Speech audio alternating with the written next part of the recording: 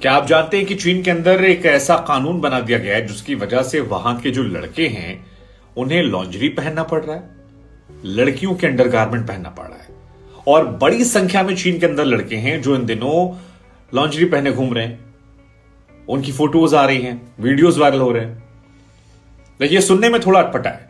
वैसे हमारे यहां भी कपिल शर्मा में लड़कों को लड़कियां बनाई जाती है, लेकिन लॉन्जरी पहनना और मजबूरी में पहनना, कानून बनाकर पहनना, ये थोड़ा शॉकिंग है।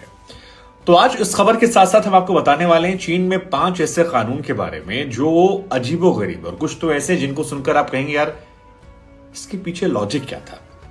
हालांकि लॉजिक चीन की चीजों में कहां होता, तभी तो फेमस है। चल गया तो चांद तक, नहीं तो शाम तक।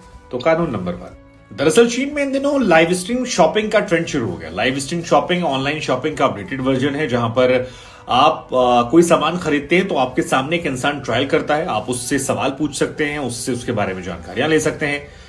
काफी कूल है ये शॉपिंग करने के लिहाज से। और लड़कियां क्योंकि शॉपिंग बहुत करती हैं, लेकिन चीन में कानून बना दिया गया जिसके तहत लड़कियां जो हैं वो अश्लीलता नहीं फैलाएंगी। और इस कानून का असर ये हुआ कि इस लाइव स्ट्रीमिंग एप्स के जरिए लड़कियां जो हैं वो कोई भी ट्रायल नहीं कर सकती, कोई भी ऐसी पोज नहीं मार सकती, उनकी कोई भी ऐसी अश्लील तस्वीर आप नहीं क्लिक कर सकते, वीडियोज नहीं बना सकते हैं। और लॉन्जरी के प्रमोशन में आप इंडिया में देखते होंगे हर जगह लड़कियों के अंडरगारमेंट्स की फोटो लगी रहती है, लेकिन चीन में ऐसा करना बैन हो गया कानून के तहत। अब धंधा तो रुकने वाला नहीं, तो धंधा चलेगा। और धंधा चलाने के लिए वहां पर विकल्प क्या निकाला गया कि मेल मॉडल्स को मजबूरी में आय कर दिया गया। यानी अगर कोई लड़की ऑनलाइन शॉपिंग खरीद रही है, कुछ कर रही है, तो फिर उसके सामने जो मेल होगा वो ट्राई करेगा। मतलब वो अंडरगारमेंट्स हो, नाइटी हो या कोई भी और कपड़ा हो, उसको वो मेल गारमेंट्स ही ट्राई करेगा। इनफैक्ट अब जो वहां प्रमोशनल वीडियोस आ रहे हैं वो भी लड़कों को ही ऐसी ड्रेस में गेटअप में रखकर किया जा रहा है। टीवी पर जो वीडियोस बनाए जा रहे हैं, कहा जा रहा है कि वो भी लड़कों के ही हैं। अब लड़कों, कुछ मॉडल्स की तो इसमें चांदी हो गई जो कंफर्टेबल है, कुछ का शोषण हो रहा है। हालांकि शोषण वाले सवाल पर वो कह रहे हैं कि भाई ऑप्शंस हमारे पास क्या है, करना है तो कीजिए, नहीं करना मत कीजिए। लेकिन लड़कियों को उसमें नुकसान हो गया। लड़कियों का नुकसान ये हुआ है कि उनकी जॉब जो है वो जा रही है, क्योंकि जितनी मॉडल्स थी जो इसमें प्रमोशन करती थी वो पूरी तरह से गायब हो गई हैं। साथ ही एक तर्क दिया रहा है कि इससे लड़कियों का शोषण जो है वो चीन के अंदर नहीं होगा। हालांकि हम आपको बता दें कि ये जो लाइव स्ट्रीमिंग शॉपिंग है ये बहुत ज्यादा वायरल हो गई है और काफी कूल भी से वो मान रहे हैं। कूल इस लिहाज से मान रहे हैं क्योंकि सब कुछ फटाफट ट्राई हो रहा है, आप जो देख रहे हैं उससे सवाल पूछ सकते हैं। और ऑनलाइन जो बिजनेस करने वाली कंपनियां हैं वो अगर सामान सेल होता है उस मॉडल की वजह से, तो उसका 10% जो है वो उस लाइव स्ट्रीमिंग ऐप को देती हैं। लाइव स्ट्रीमिंग ऐप वाला खुश, मॉडल्स को उसमें कुछ कमीशन मिल गया, मॉडल खुश, कंपनी का बिजनेस। दूसरा कानून, चीन में फ्री इंटरनेट जैसी कोई चीज नहीं। फ्री इंटरनेट का मतलब वो मेरे डेटा पैक से नहीं है, वो मेरा मतलब है जो चीज आप देख रहे हैं चीन के अंदर आप क्या देखेंगे वो वहां की सरकार तय करती है। मतलब हर चीज फिल्टर होकर आती है और जो वहां की सरकार चाहती है कि उसकी आवाम देखे वही चीजें वहां पर आप देख सकते हैं। बाकी चीजों को लेकर पूरी तरह से बैन है। और अगर आप एडल्ट चीजों को देखना पसंद करते हैं तो हम आपको बता दें चीन में बहुत खतरनाक है।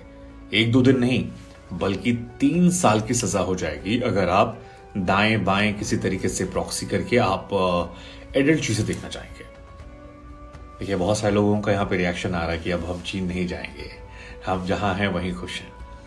इंडिया में लोग कुछ भी देख सकते हैं। मतलब आप वर्ल्ड लेवल पे कोई चीज स्कैन करते हैं, जो बैन है उसे भी आप दाएं बाएं करके वीपीएन से देख सकते हैं, लेकिन वहां 3 साल की जेल।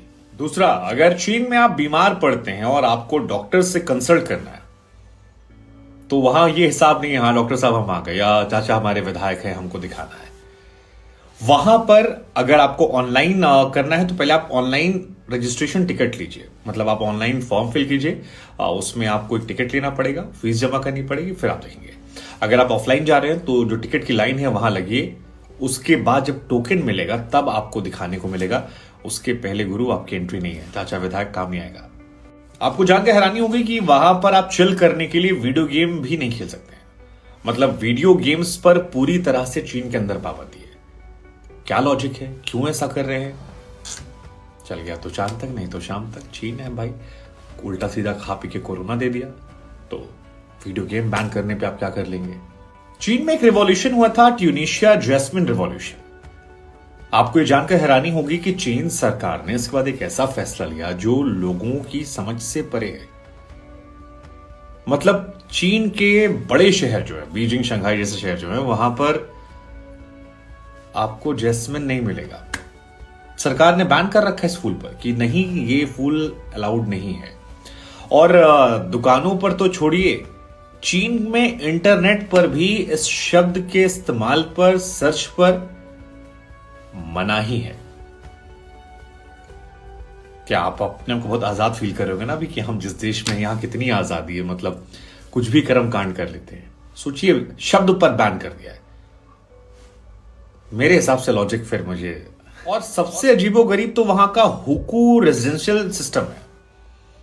मतलब इंडिया में क्या होता है, आप मान लीजिए हम उत्तर प्रदेश में, हम महाराष्ट्र जाते हैं, गोवा जा रहे हैं, पंजाब जा रहे हैं, कश्मीर जा रहे हैं, हम जाते हैं, मजे से घूम टहल के लौट आते हैं।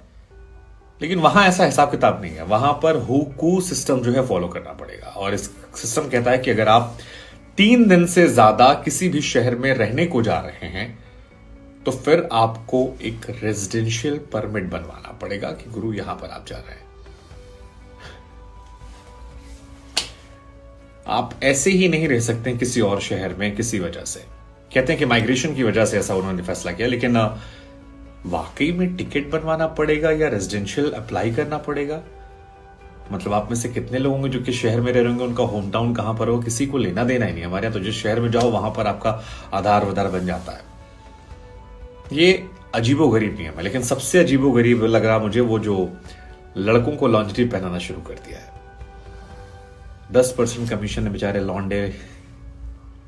लेकिन इन 5 नियमों में सबसे अजीबोगरीब कौन सा नियम था जो आपको लगा और लगता है कि भाई चीन का ये पागलपन की दुनिया को कहां ले जाएगा? वैसे चीन के पागलपन ने हम सबको बहुत झेलाया, मतलब क्या ही कहा जाए। 3 साल हमारे, 2 साल 2.5 साल कोरोना की वजह से बर्बाद हो गए, और उनके वो कॉकरोच, झींगा जो भी वो खा रहे थे उसकी वजह से कितने लोगों की जानें चली गई। लेकिन ये 5 नियम भी काफी अजीबोगरीब है।